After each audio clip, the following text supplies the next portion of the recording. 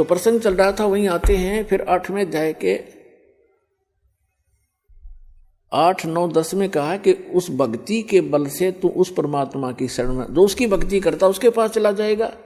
और 8वें अध्याय के 5 और 7 में कहा कि मेरी भक्ति करेगा तो मुझे प्राप्त होगा, इसमें कोई शंका नहीं।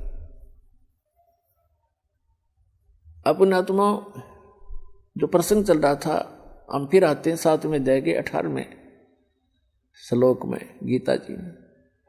इसमें इसने बताया कि मेरी साधना जो करते हैं वो भी अनुत्तम घटिया गति में सचित हैं। कैसे हैं? जैसे एक चुनक नाम के ऋषि थे, वो ज्ञानी आत्मा थे, घर त्याग दिया, बाल बच्चे त्याग दिए और वेदों को पढ़ा, यही मार खा गए, इनको गुरु नहीं मिले। और परमात्मा आए, जैसे कबीर परमात्मा थे और सिंपल भाषा बोला करते, और ये संस्कृत के ज्ञाता थे, मात्राओं मोड़ दे रहे। ये कबीर साहब ने तो शुद्ध उच्चारण भी नहीं आता, कबीर साहब संस्कृत नहीं जानते। रस भाषा का काम तो अपने विचारों को दूसरे तक पहुंचाने का है, चाहे वो मात्रा गलत भी हो और चाहे उच्चारण गलत भी हो। समझ जाता आदमी, जब बुद्धिमान होगा संकेत समझ लेते। उसके उनके पास पावर थी। जैसे एक हरियाणा के मुख्यमंत्री अंगूठा छाप थे, और वो किसी गांव में गए, गांव वाले कहने लगे कि मुख्यमंत्री जी हमारे यहाँ सड़क नहीं है, हमारे गांव में ये डिग्गी पानी का वाटर सप्लाई बिना कहनी आओ थी, उन्होंने डिग्गी को नहीं पानी की। तो वहाँ सारे के सारे विभाग खड़े थे, चीफ इंजीनियर तक, डीसी और कमिश्नर तक। उसने कतीक ना शुद्ध हिंदी जाना था ना अंग्रेजी बोल से जानता था मुख्यमंत्री। उसने कहा रे उरे ना ओ डीसी, क्या नाम है तेरा रे? चीफ इंजीनियर के कहने उरे ना, ऐसे कर यहाँ से लेकर अठैत लेकर बठैत आई इनकी सड़क बना दे। उन्हें इंग्लिश भी बना ली उसकी, अठैत बठै की, हर नक्शा भी तैयार कर लिया। तीसरे दिन काम शुरू हो गया।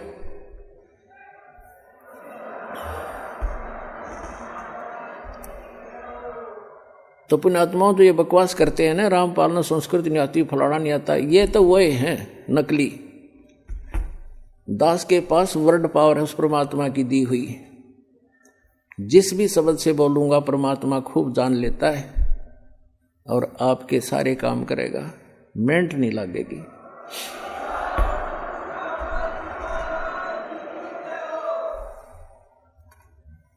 तो कहने का भाव दास का जो है वो इस, तो इनके वो चुनुक नाम का एक ऋषि था, उसका यह बात समझ में ना आई, क्योंकि उनको गुरु नहीं मिला। और गुरु मिले, कहते चारों युग में मेरे संत पुकारे और कोक कहा हम हेल रे, हीरे माणिक मोती बरसे ये जग चुगता ढेल रे। परमात्मा कहते हैं हम चारों युग में आका आवाज लगाई, जगह जगह खड़े होकर चौराहों पर, और कहते हैं हम तत्व ज्ञान रूपी और सत्य भक्ति सतमंत्र रूपी लालों की वर्षा कर रहे हैं।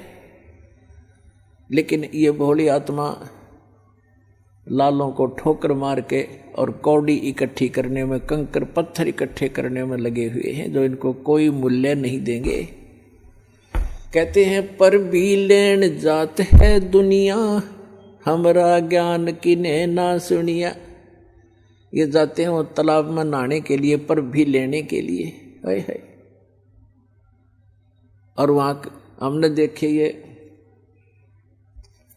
एक जींद के पास में पिंडारा गांव है, पिंडारा, और उसमें एक जोड़ है तालाब, और उसमें नहाने जाते हैं कल्याण के लिए, उसको पिंडारा तीर्थ कहते हैं। वहाँ देखा हमने ऐसा जल उसका गर्मियों में, उसमें गधा भी ना बढ़े।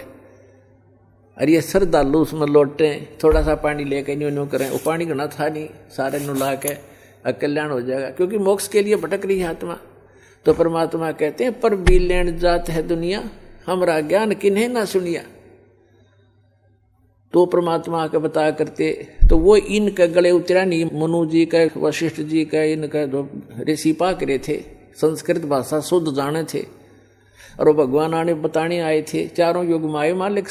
कहते हैं सतयुग में सत सुकृत कह टेरा, त्रेता नाम मुनिंदर मेरा, द्वापर में करुणा में कलाया, और कलयुग नाम कबीर धराया। चारों युग में हम आए। सतयुग में सतसुकृत नाम था परम पिता का, त्रेता में मुनिंदर ऋषि नाम से आए और समझाने की चेष्टा की, लेकिन इन संस्कृत के ज्ञाताओं ने मात्राओं में उलझे हुए इन अज्ञानियों ने उस लाल को पहचाना नहीं। और कहते हैं द्वापर में हम करुणा में नाम से आए थे, एक वाल्मीक के को मिले थे, ऐसे ही जैसे कलयुग में एक धानक को जुलाहे को मिले थे कमल के फूल। ऐसी लीला करते हैं प्रत्येक युग में परमात्मा। और कलयुग में कबीर नाम से आए थे। तो ये क्या बताते हैं परमात्मा कि हम चारों युग में आते हैं, और ये मात्रा की व्याकरण की भक्ति करने वाले ये भगवान को पहचान नहीं पाते।